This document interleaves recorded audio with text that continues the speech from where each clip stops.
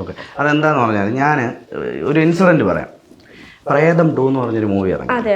അപ്പോൾ അതിൽ എറണാകുളത്ത് വെച്ചിട്ടൊരു തിയേറ്ററിൽ വെച്ചിട്ട് അതിൻ്റെ ലാസ്റ്റ് ഒരു ഷൂട്ട് നടന്നു.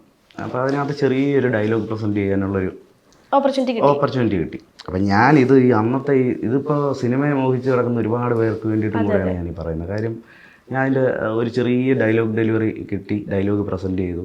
അപ്പം നമ്മുടെ വിചാരം എന്ന് പറഞ്ഞു കഴിഞ്ഞാൽ, നമ്മളെ സിനിമയിലെടുത്ത് ഇനി നാളെ ഇറങ്ങിക്കഴിഞ്ഞ് കഴിഞ്ഞാൽ ഇപ്പം നമ്മൾ വലിയ സംഭവമാണ്, നാളെ നമ്മൾ താരം എന്നൊക്കെ വിചാരിച്ചിട്ട് ഫാമിലിയുടെ അടുത്തൊക്കെ പറഞ്ഞു, എൻ്റെ കുറേ അറിയാവുന്ന ഫ്രണ്ട്സിനോട് പറഞ്ഞു, എല്ലാവരോടും പറഞ്ഞു.